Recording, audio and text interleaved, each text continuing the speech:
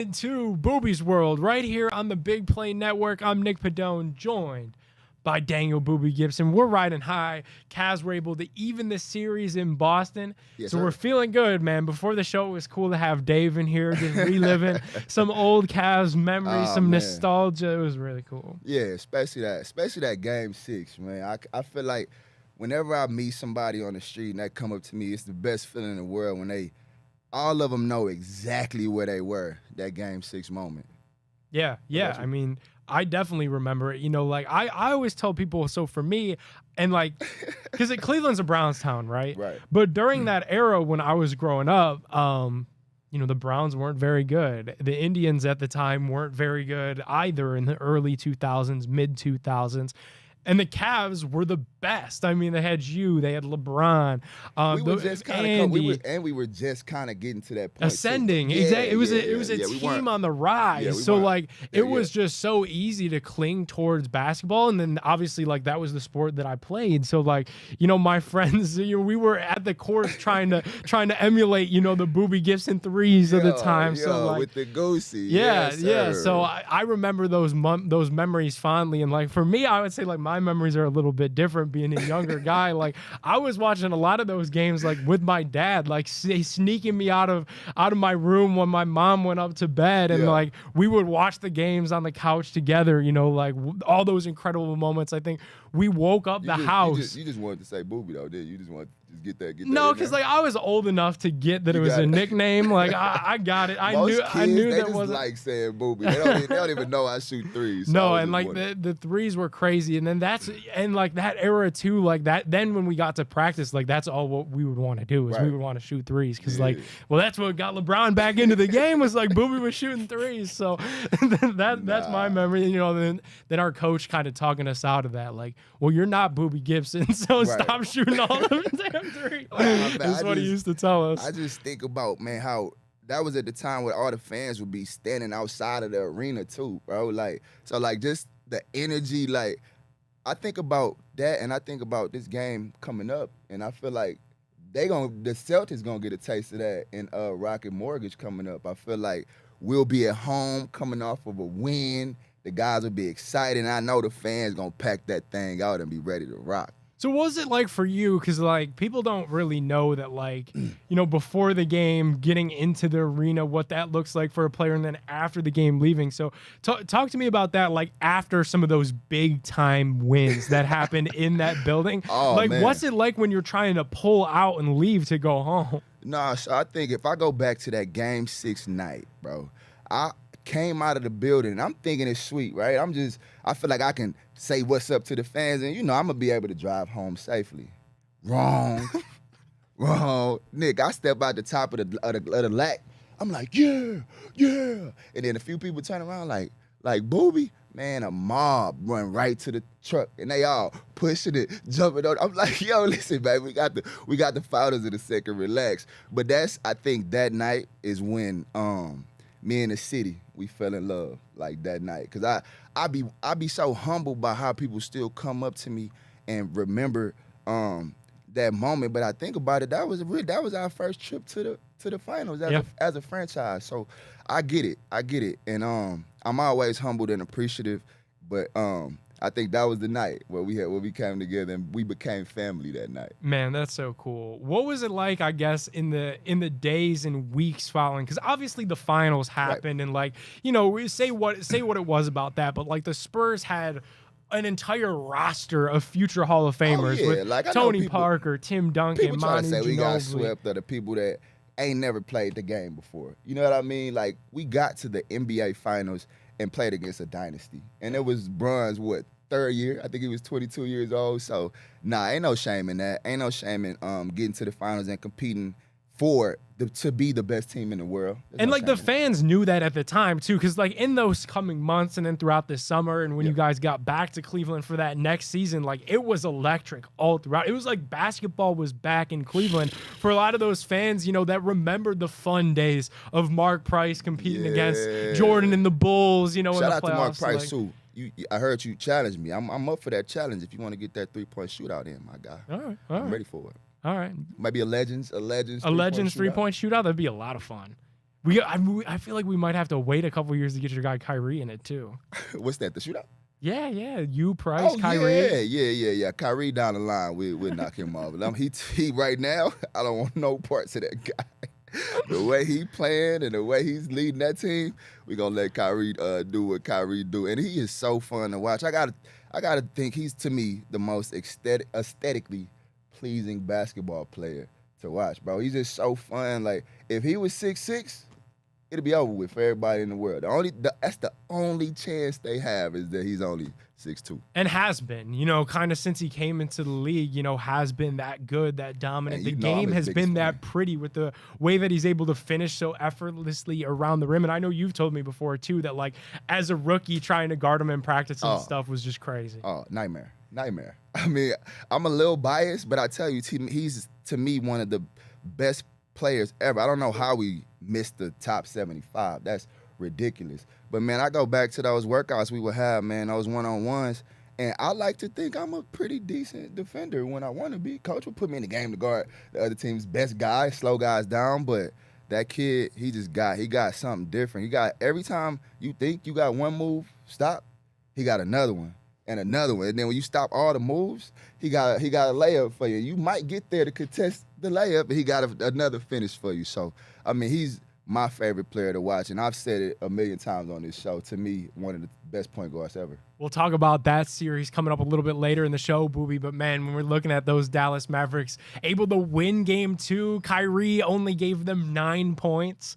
When I look at that series, I look at things to bet on in the future of a Tipico, man, Mavericks and Kyrie points. I know he's waiting. He's waiting. He got Luka involved, and he was being a good teammate, but I know that the points are on their way if I know anything about Kyrie Irving. So we'll talk about that. They are with his skill set, but one thing I heard him say in an interview is that it's no longer about that for him. Well, he says he used to be like, I have to go take the game. He said he's now okay with letting the game come to him, and I think that's how you have a game like that, where you still win because you don't interrupt the flow trying to get yours. I think he's shown so much maturity, man, as a player, just being able to defer and let other guys, have the show, and know that just being on the floor is a decoy for his team and makes his team that much harder to guard. Absolutely. We're going to step aside. We'll return with more Cavs memories, more Cavs playoffs. Don't go anywhere. More Booby's World straight ahead. Welcome on back into Booby's World right here on the Big Play Network. Booby, I know you've been busy out in the streets with the watch parties, just the lifestyle of all these Cavs games. That's why I still got to say it's all right now, Nick. I ain't gonna lie to you. Hold on. Talk to me. Hold on. Yes, sir. Man, last night we had a watch party, obviously, for the game, and it's still hitting me right now. So take a shot for me, man. If y'all having a good time tonight, take a shot for your boy, man. And parlay on 9th Saturday. Come take a shot with your boy after the game. Absolutely. Little shout out there. Make sure to follow Booby's World Show on Instagram, on Twitter. And you never know where we might be. You never know where we might pull up. Game Monday. 3 Saturday, game 4 Monday. I think I'm going to game 3 though. I gotta go to game 3. I think the fans out there, I gotta be in that energy. I gotta feel that playoff energy one time, man. Put my feet on the wood, and go out there and enjoy my guys, man. And get a home win. Yeah, let's talk about that. The home atmosphere in Cleveland. No, it's nothing like it. In the playoffs. It is nothing like it. And it's cliche to jump out there and be like, we got the best fans in the world, but we do. We do because they care. Like, this is a true sports town, and they really want to see their team win, because when the team win, the city look good, and it's a direct reflection of the city, and the city is dope. So I want to see the guys continue to play the way they playing, and when we playing hard like that, the city get behind you. And so I think we're doing a great job, man. I'm looking forward to these next games. Yeah, I mean, like, when you think about big, like, sports towns, especially for the playoffs, you think of, like New York playing at Madison Square Garden. Right. L.A. gets a lot of love for the Lakers and their playoff runs. Dare I say Boston, too? Good playoff crowd. I wasn't going to mention it right now just because. Not right now, but, like. They do. They get a lot of respect in that regard. Give OKC a lot of credit. Give Cleveland a lot of credit, because those two fan bases, in my mind, are the two best basketball cities right now. Cleveland in the playoffs and Rocket Mortgage Fieldhouse during the playoffs. We talked about it in the Orlando series. tough place to play because they get up for those playoff games. Man, the place be rocking, man. I was blessed with the ability to like kind of shut it off. But if I wasn't one of those players, it'll be tough, man, to make a shot, especially when the crowd get into it. And so I'm looking forward to just being in that atmosphere and being one of those rowdy fans. We was talking about it a minute ago when Bron hit the shot against the Magic and some of those moments, man. I'm going to go out there and be a fan again, man. I'm running on the court celebrating. I'm looking forward to a great night. Yeah, man. It'll be cool. It'll be cool for sure. Let's talk about the players, huh? What about how you feeling about keys to the game though? For three? Huh? For game 3? Yeah. Who really you calling out as like yo X factor? Who's your guy? So I was just talking about this with Dave on Big Play Bets. My guy that I'm looking out for in this series is Evan Mobley. Mm-hmm. Look at game 1 versus game 2. Game 1, I think Evan Mobley would admit, not his best game offensively. Mm-hmm. Defensively, we know what this guy is. We don't have to talk about that. The block shots, the ability to switch onto smaller, faster guys. Yep. We'll leave that there. Game 1, not great. Offensive performance from Evan Mobley. Game 2, excellent, outstanding offensive performance from Evan Mobley. In the absence of Jared Allen, the Cavs needed Evan Mobley to step up and be the best big man on the roster, and he was in game 2. Not to mention, Booby, who on Boston could hang with them with no Kristaps Porzingis? There's nobody. And Kristaps, he not coming to save you. He ain't coming to save you. And I think Ev showed that. And that's what I think people got to understand about the playoffs, man. Each game is its own game, right? And Ev, too, is learning where he going to get his touches at without J.A. on the floor. Even the guys around him are starting to realize, like, oh, wait a minute. Like, we need to make sure he's getting the ball early because they don't really have an inside presence right now to be able to stop him. You got Horford, who's a solid defender. And a vet, no disrespect. Right, no disrespect to Horford at all. But my draft class. At this stage of his career, to hang with a guy like Evan Mobley, but that's the thing. Big ass. That's the thing. You make him work, right? You make him work the whole night. You run him up and down the floor, and you make him go get, what's the other big kid? Luke Cornett. You know what I'm saying? And then he, obviously, in my opinion, you could attack him defensively. So now it kind of helps your team. Now Darius is coming off that pick and roll, top of the key. Bang.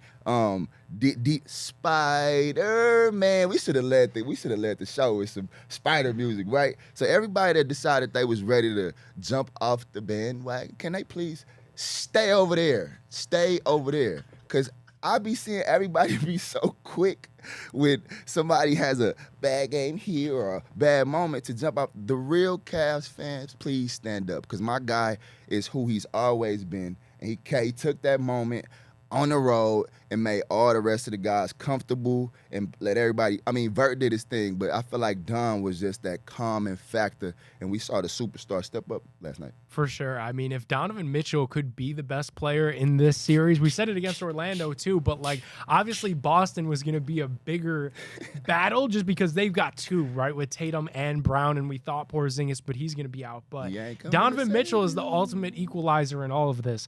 I want to quickly give a shout out to Tristan Thompson, man. Yeah, I think a lot Texas boys. I think a lot of fans cringed, Booby, when Mobley got into foul trouble in game 2. Tristan Thompson got in there and scrapped it up with the best of them. He's owned that rivalry matchup with Al Horford for years. When Horford was on the Hawks, now that Horford's on the Celtics, Tristan Thompson's been a part of a lot of great battles with him. Always a threat on the glass. I think a big thing that people want to know, Booby, and I think you're the perfect guy to talk about it, is game 2 repeatable? How do you repeat that effort that we saw? Because it wasn't like one guy took over and dominated. It was just a great, and Dan Gilbert tweeted it out, great team win. And that is exactly why it's repeatable. Because obviously if you have one guy take over a game and go for 50, now you don't expect him to come back and do that again. But I'm thinking we built this team for that reason. We put these pieces in place so that whoever has it going can be the man that night. And I think we just showcased that. We have firepower all over the floor. And in the playoffs, that's how you win. You never know whose night it's going to be, but all the guys stepped up. And I always say, man, Vert is going to Vert, man. He came out that thing, and he did his thing. I felt like, in my opinion, game 1, he didn't look healthy all the way to me for some reason. And I felt like game 2, he had that pop in his step. He was back to that herky jerky vert that I love to watch. So yeah, it's been fun to watch. Alrighty, straight ahead.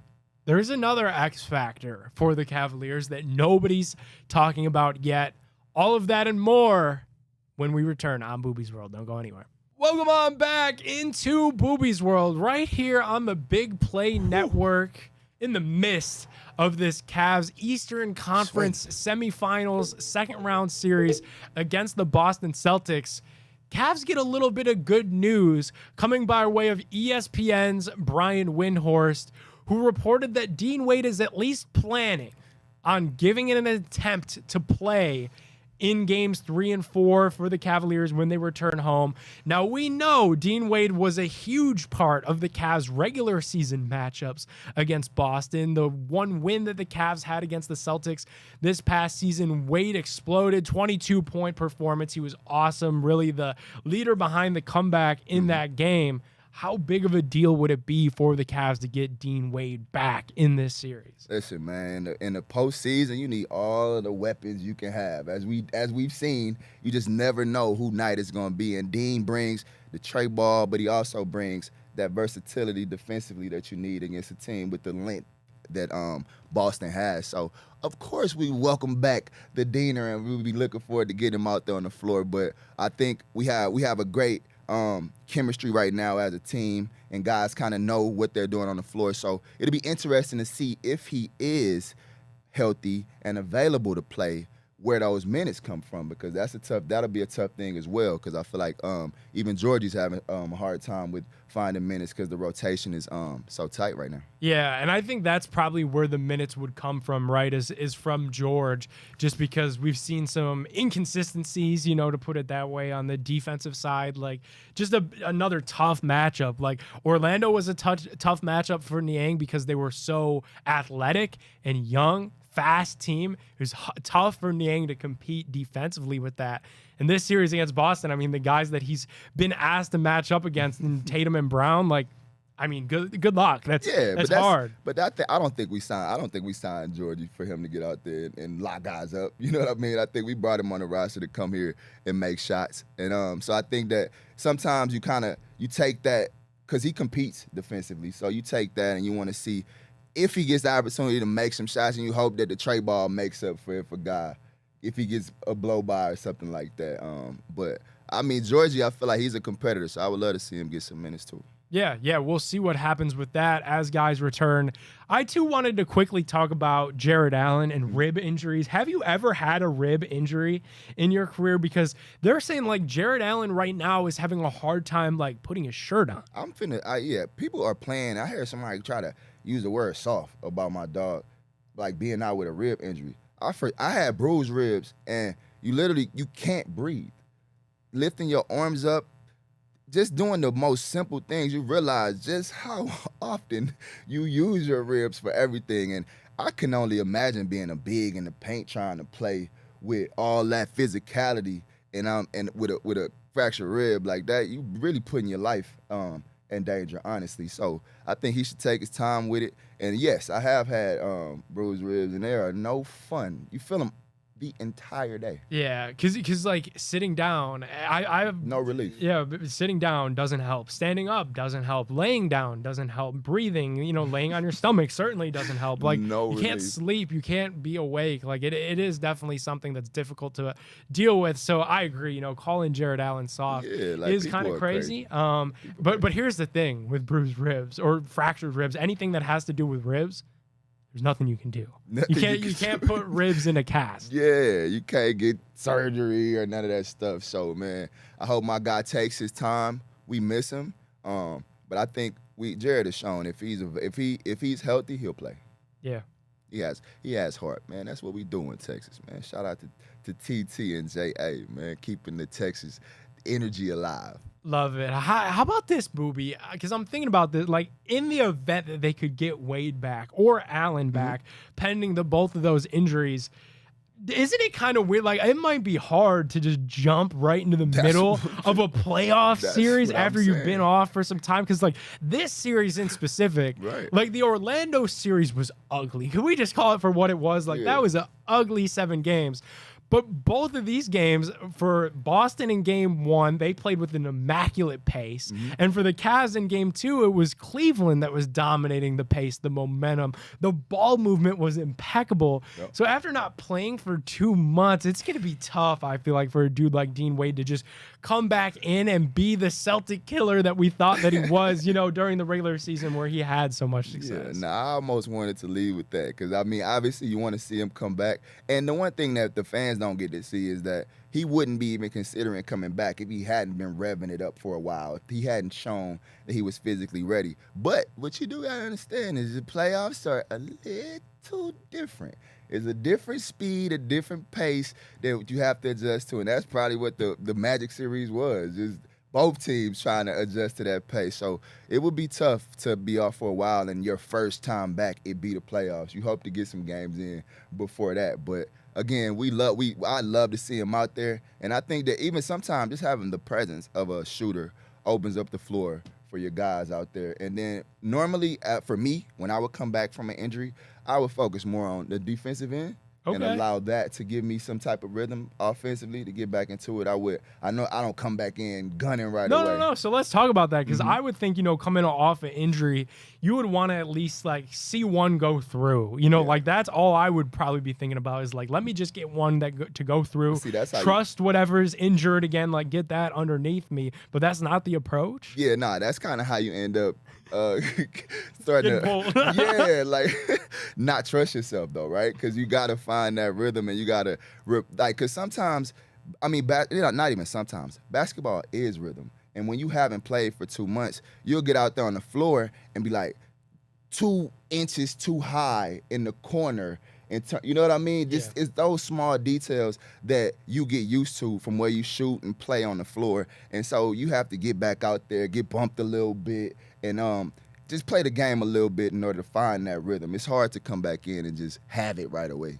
Definitely. We will look forward to game 3, game 4, the rest of this series against the Boston Celtics. Straight ahead, we're going to give you guys some talk about around the association, the rest of the sports world, because the rest of these series are really, really good too. We called it on the show, not to take a victory lap. We knew this was going to be a good playoffs. It has lived up to the hype. We'll cover all of that and more straight ahead on Booby's World. Welcome on back into Booby's World right here on the Big Play Network. I'm Nick Padone, Daniel Booby Gibson with us as well. All right, Booby, we've had a chance to get a look at Knicks Pacers, Nuggets T-Wolves. What other series are you really enjoying right now outside of this Cavs Boston series? Like if you had to give me one, what series has caught your attention the most? I'm for sure enjoying the ascension of Ant-Man. Kind of taking the league by storm. And I just love the fact that he talking it while he doing it. Like, a part of basketball should be entertainment. It should be that fact that he has that charisma about him that makes people want to tune in. And so I'm loving what he's doing. And to have the defending champs down 2-0, I'm curious. That's why I'm tuned into that one, because I'm curious. Champs don't quit. So I'm curious to see how they respond on the road in a tough environment against a really, really good defensive team. So that's probably the one. And then a close second, though, is that Brunson kid, man. He just continues. Crazy. He just continues to impress and impress. I was watching that game, Nick. They were up 11 when he went out.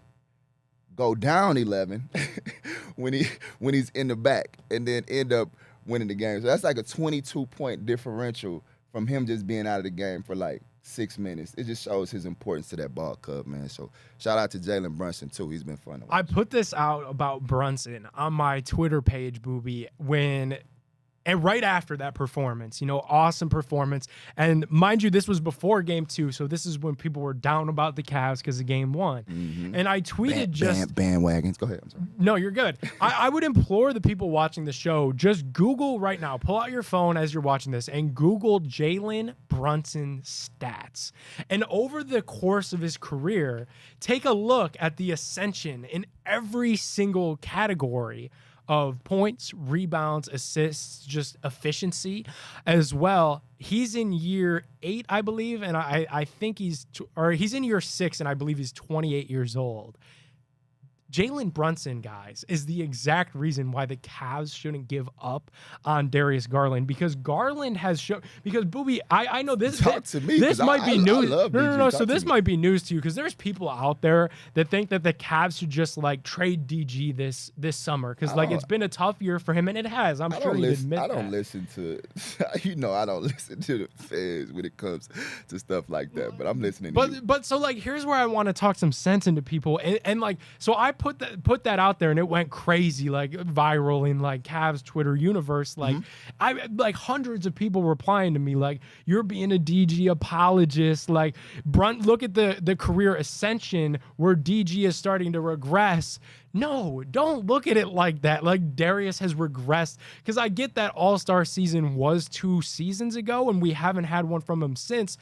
But right after that All-Star season was when he generously shared the stage and the spotlight with Donovan Mitchell, and he became more of that true old school throwback style point guard that's running the offense, not scoring the basket a ton. And yes, he has dealt with a lot of injuries that have been random and out of his control, but I think Brunson is the perfect example of why to stick by a player and let him work through that, because DG has given us more promise through his first couple years in the league than Brunson showed early on in his career. DG's been in an All-Star game. He's shown that he could score the basketball. Absolutely. So if we stick with this guy and keep developing him, we could get back to all that and more. Man, so that's why I think Brunson's the perfect example. That's what I was about to say. To your point, you just got to look at the example. When you think about Brunson and when he was playing with, what was it, when he was in Dallas? When he was in Dallas, yeah. What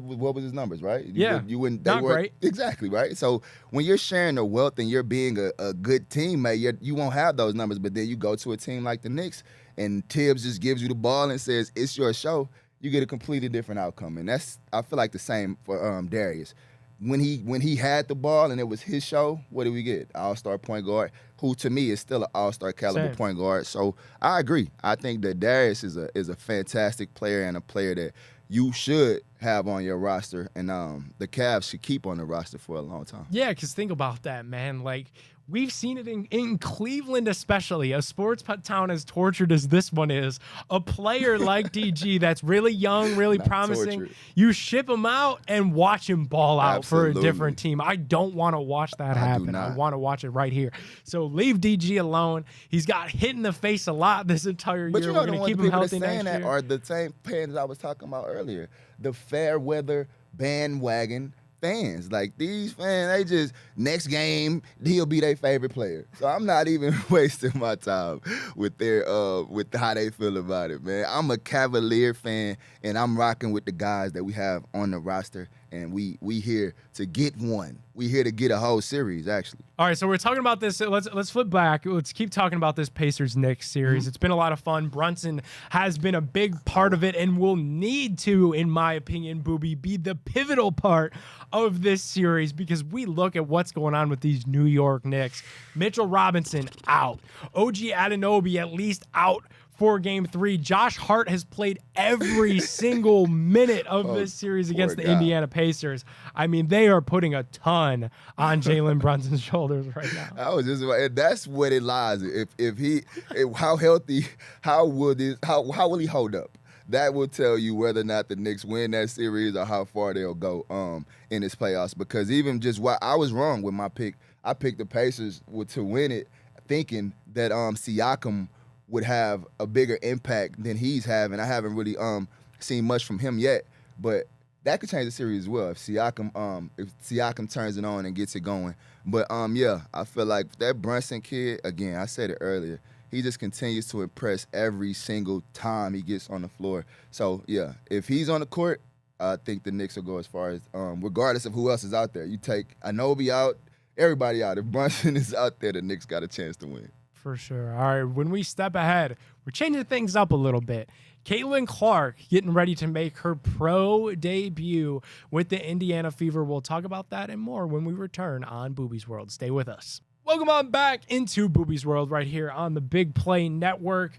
Booby, Caitlin Clark. We talked a lot of women's hoops this March and really throughout the tournament as the women's bracket, and you predicted that as well. I'll give you your flowers there, was more exciting than the men's side of the bracket because all of the star power out there. So this is the week WNBA regular season action tips off. We'll get our first look at Caitlin Clark, Angel Reese.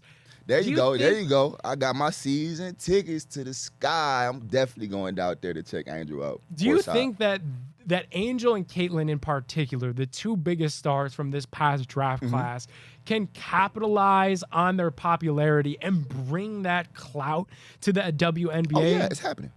It's happening. I saw they getting chartered flights now. They not flying, you know what I'm saying, on the regular planes. I love that for them. They got the app now where now I saw the Chicago had played and it streamed so well that now they making sure all the games are streamed. It's happening and right in front of our eyes. So all the fans out there, I think they should continue to support. I'm a big fan of it. I'm looking forward to her first game. I'm looking forward to all of the games this summer, actually, and I'm definitely pull up to as many of them as I can. I think I'm gonna get out there to the Aces games too.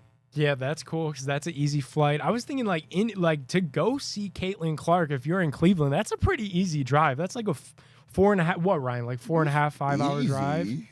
That's easy to you? I mean, like relatively. I mean, easier. Easy. It's a weekend trip. You go watch the game, do other stuff around there. I mean, in Indiana, huh? Indiana. Good old Indiana.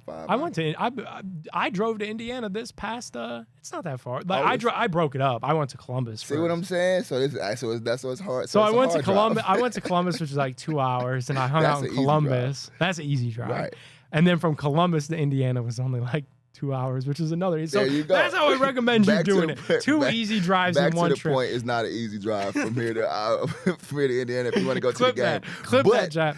It's worth it. That's what I was saying. It's worth it. It's worth it. But also, we want to know what's an easy drive. Is 5 hours an easy drive? For me, I hate driving. I hate it too. When I scout, I have to drive. I've driven to every Ohio city, and I can't stand it. But I've been to all of them. The Toledo's, you name it. I've been up there. What do you do like on car rides? Like, what's your go? Like, are you a podcast guy? Are you music? Like, ain't no stopping me. Been on go. Word to Monopoly. Your chick probably fantasizing that she on top of me. Obviously, Booby got it out the mud. Soccer cleats. Smoking broccoli got me floating like an apostrophe. That's what I be doing when I be riding. Just freestyling? Just freestyling, man. I be coming up with all this stuff in the car, man. And that's literally what I do. I get an instrumental or a beat, and I'll rap over a popular beat for a few hours, and that's my ride. That's cool. You wouldn't want to be in the car and have me try that out. We got to take a road trip, man. Put a camera in that thing and get a freestyle session going. Yeah, for sure. You like those bars though? I did. That was good, especially like right off the top like that. I like that a lot. Hey, man, when we're looking at this Tipico Sportsbook app, make sure you download Tipico Sportsbook. Use promo code Booby150. Get up to 5% cash back on your bets. Best sportsbook. If you're betting on sports in Ohio, you might as well use Tipico to get that cash back. You got to be 21 years or older to gamble in Ohio. Gambling problem. Call 1-800-GAMBLER. Booby, a bet that I like this week, I got to say it. And I'm not like the most informed WNBA fan in the world, but just as a fan of sports betting and a fan of narratives, I feel like Caitlin Clark is an underdog in her debut with the Indiana Fever. What do we got here? Plus 5.5 point underdog. So I feel like take Caitlin Clark on the money line. Give me just the Indiana Fever to win outright. Who they got? Do you know who they playing? They got the Sun, right? The Connecticut Sun. Yeah, I think I would. If I were anybody, I would rock with her on her first. Yeah, just like I mean, that's a fun bet to get behind. It's plus money. You know, it's a good bang for your buck. And it'll be more fun to watch the game. You know what I mean? And how you tuned in like this. So I think I might jump on that with you. Yeah, that'd be real cool. I think. I might jump on that with you. Yeah, Caitlin Clark is an underdog. Like, Pause. come on, you know this. Pause. Major. No, pause. I know. I'm doing it for you. The script writers want to see her get a win in that first game. I feel like. Nah, they setting it up for that. But at the same time, she gonna have to worry about everybody that's hyping her up. These teams that she coming to play against. Oh, they like, bring it, show me. So that's gonna be another thing that she'll have to adjust to every single night. Now, Indiana Fever is gonna get every team in the WNBA's best shot just because of the hype, but it'll make it more entertaining and fun to watch. And I think she's up for the challenge. I think they gonna pick the right one if they run up on Caitlin trying to want some smoke. That is true. Like, dude, I'm thinking about it like this. I mean, we're talking about bringing our convo full circle, like a young LeBron James, like 22, 23 years old. They had the right one right there, too. Like, they tried picking on him and kind of similar thing. What was that like? Like, knowing that you were going to get a team's best ever every night? Because LeBron was just like, you guys were the hunted in this Eastern Conference. So many national TV games, this young dude. And we made it worse, too, on the sideline when we would, before the games, we would take 20 minutes before the game doing handshakes. Everybody had a handshake. And we would literally come up with some theme before the game. So we had the one where we took the birthday photos. We had a few things. And the other team, we could see them, like, getting pissed. Every game, I was getting pissed. The Chicago Bulls specifically used to hate our pregame. But the tough part about it is we'd do all that before the game and then come out and smack you. So, like, what you gonna do about it? And so, to your point about Caitlin and Brian, that's a great comparison because coming in, she has a lot of hype, and we did get every team's best shot, but that just made it more fun to play the games. Yeah, that's it. I feel like people don't know. Maybe they do. Maybe that's me being young, but I didn't know that other teams hated because that was iconic when you guys would do the group photos and the celebrations. I didn't know other teams hated that, but I get it. It makes sense. Like laughing in their face a little bit. It's like you almost like not taking them serious. Real. They like looking like they really just over here doing all this, and we would take even longer. Like the referees started giving us delayed games because we would take too long. No way. They did. So, like, the group photos, you got delay game warnings from that. We started to. I think it's because the other team started to complain. Yeah, they didn't like it, but we didn't care. We was winning 60 games doing handshakes and taking pictures, so we wasn't changing nothing. Man, good to know, and I think that's what it takes in the playoffs, especially. You know, it's just the youthfulness and the looseness of a locker room, having fun, and we were able to see that from these Cavs at moments throughout these playoffs. You know, when Donovan and DG hugged was such a cool moment. I love that moment, man. Yeah. We believe in you. I believe in you. We believe in you. Like, such a cool moment. And these guys are playing loose and having fun. And that's when you have a dangerous, dangerous team, man. Yeah, that's what the playoffs are, man. That's what it's supposed to be. Those moments where you just can't control the emotion. You got the fans with you. You got the game that is normally tight and tense.